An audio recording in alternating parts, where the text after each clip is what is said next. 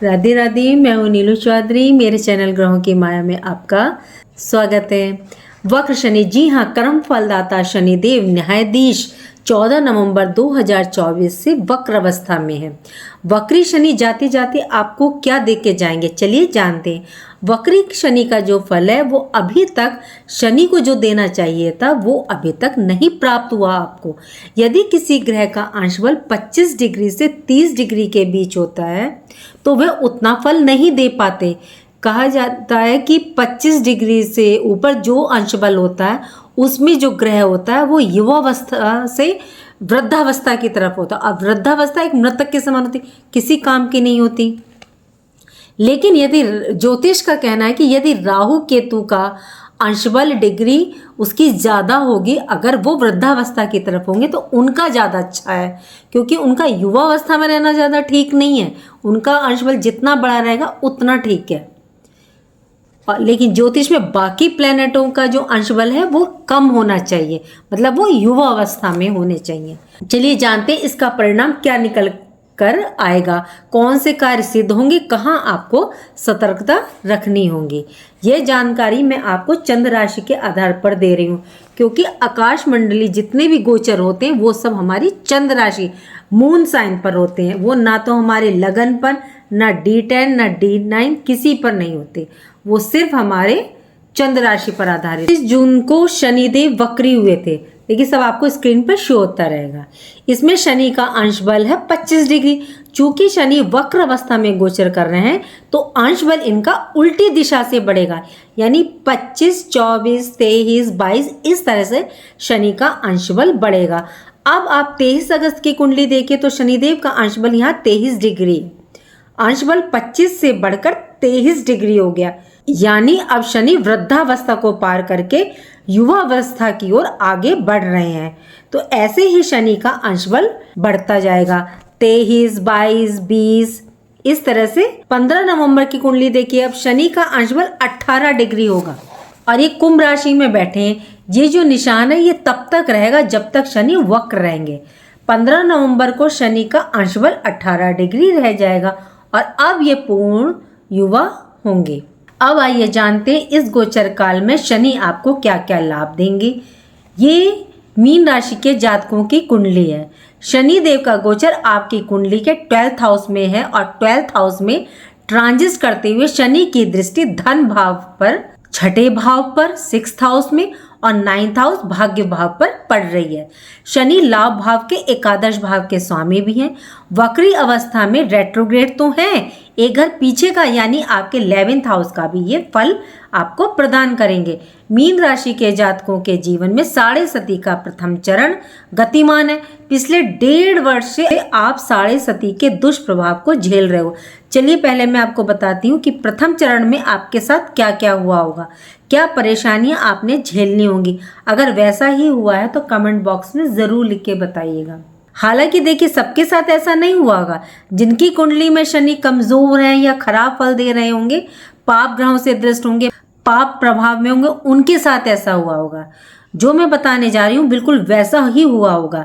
17 जनवरी 2023 को जब शनि की साढ़े सती की शुरुआत हुई तो इसका पहला प्रभाव आपके मन, मस्तिष्क, माइंड पर पड़ा और आपका स्वास्थ्य भी प्रभावित हुआ है, क्योंकि 12th में बैठे। 12th हाउस लॉसेस, व्यय, हानियां, खर्चों का, कोर्ट कचहरी, हॉस्पिटल का होता है।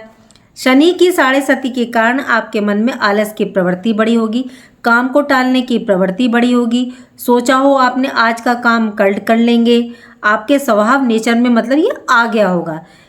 इसका परिणाम क्या हुआ होगा? इसका परिणाम यह हुआ होगा कि कोई भी काम आपका समय से पूरा नहीं हुआ होगा और जब काम टाइम पर पूरे नहीं होते तो मन में निराशा उत्पन्न हो जाती है। संघर्ष बढ़ गया होगा, कार्यों में डिले हुआ होगा और जब ऐसा होता है तो मन करता है सब कुछ छोड़ छाड़ के किसी शांत वातावरण में जाकर के अकेले बैठे रहें।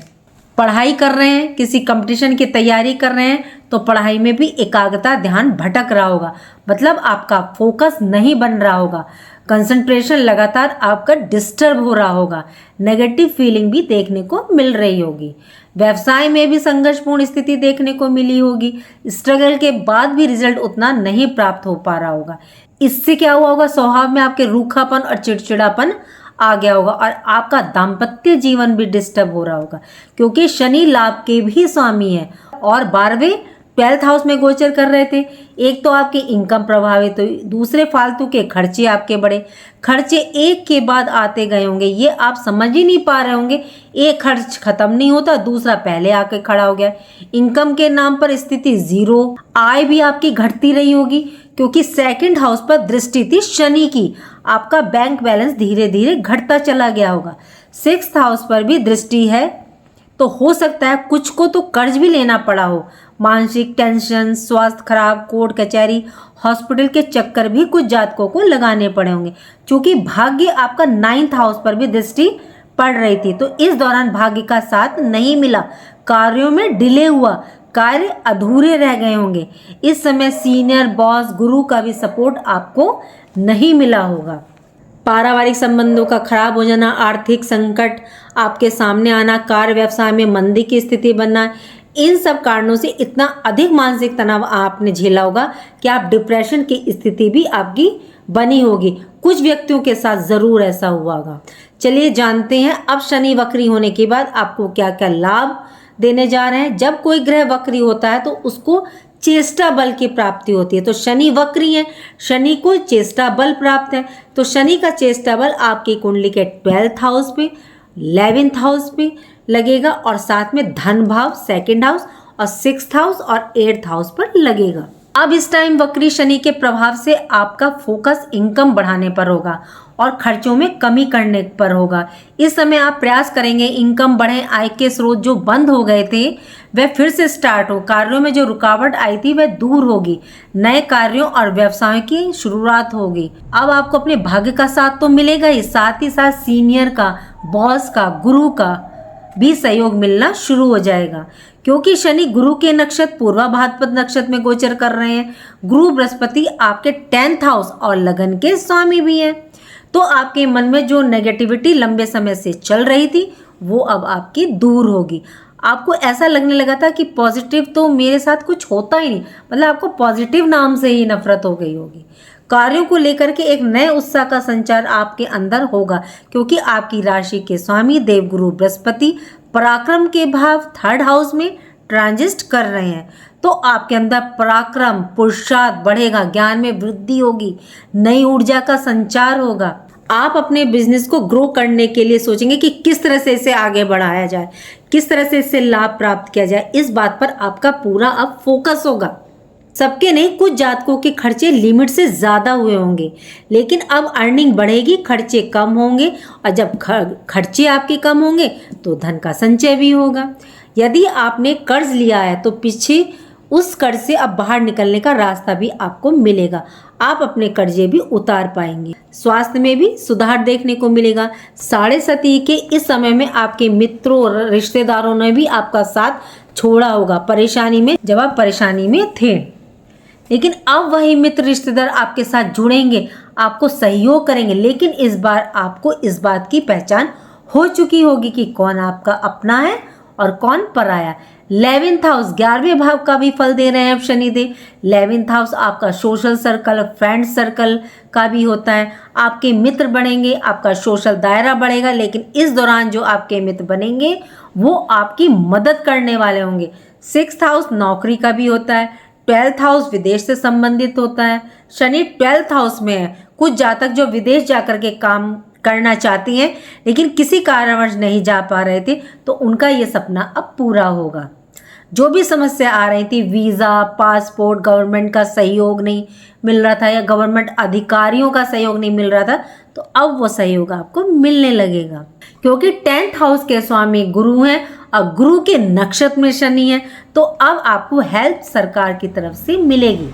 कार्य क्षेत्र में जो समस्याएं आ रही थी, गवर्नमेंट प्रोजेक्ट आपको नहीं मिल पा रहा था, गवर्नमेंट टेंडर, कॉन्ट्रैक्ट, ये सब चीजें आपको मिलनी शुरू हो जाएंगी। शनि निर्माण के कारक भी होते हैं, तो जो लोग कॉन्ट्रैक्टर हैं, रियल एस्टेट से जुड़े हुए हैं, प्रॉपर्टी डीलिंग का कार्य करते हैं, बिल्डर हैं, आर्किटेक्ट हैं, बिल्डिंग मटेरियल सप्लायर हैं, मेटल में काम करते हैं या मेडिसिन का काम करते हैं, मिनरल्स का काम करते हैं, ऑटोमोबाइल और ट्रांसपोर्ट, टूरिज्म के फील्ड से जुड़े हुए हैं, केमिकल प्रोडक्ट और मेडिसिन का कार्य कर रहे हैं, अब ये वो टाइम है जब ऐसे जातकों को अपने क्षेत्र में फील्ड में लाभ बेनिफिट मिलेगा।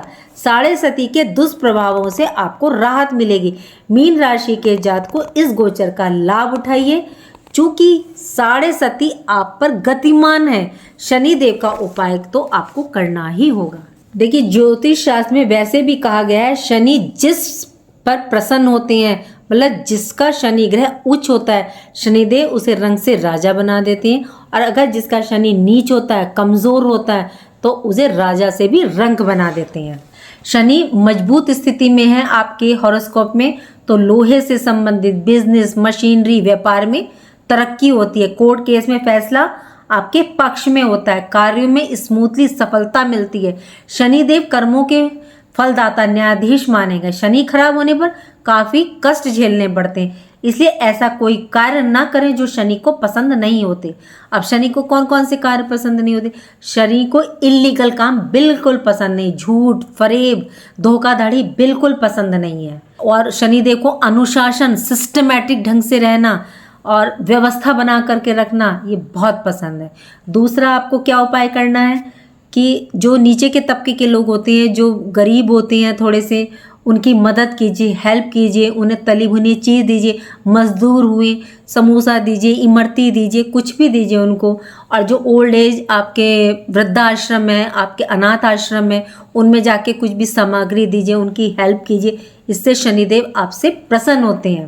यदि शनि आपके कमजोर होंगे तो इन उपायों को करने से शनि को बल प्राप्त होगा, आपको शनि मजबूत होंगे। और शनिवार के दिन जाकर के पीपल पर जल चढ़ाइए, क्योंकि पिपलाद ऋषि ने वैसे भी आशीर्वाद दिया था कि जो पीपल पे जल चढ़ाएगा उस पे शनि की साढ़े सती हो, ढैया हो, उनका प्रकोप नहीं झेलना पड़ेगा।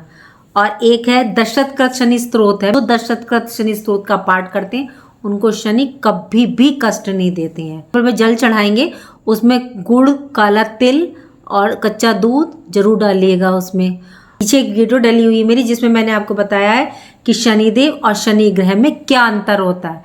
शनि ग्रह को मत पूजिए, शनिदेव को पूजिए, जो भगवान सूर्य के पुत्र हैं उनको पूजिए। शनि ग्रह एक अलग चीज़ है और शनिदेव अलग चीज़ है, इसलिए शनि ग्रहों को नहीं पूजा जाता। ग्रहों को उच्च करके अपने घरों में नहीं स्थान दिया जाता है, उनके दान किए जाते हैं। और आप उस वीडियो को देखेंगे तो आपको पता चल जाएगा शनिदेव और शनि ग्रह में क्या अंतर है। जो जानकारी मैंने आपको दी, उम्मीद करती हूँ कि वो आपको पसंद आई होगी। और पसंद आई होगी तो लाइक कीजिए, कमेंट बॉक्स में हर हर महादेव लिखिए और मेरे चैनल ग्रहों की माया को सब्सक्राइब कीजिए। राधे राधे, जय माँ बाबा।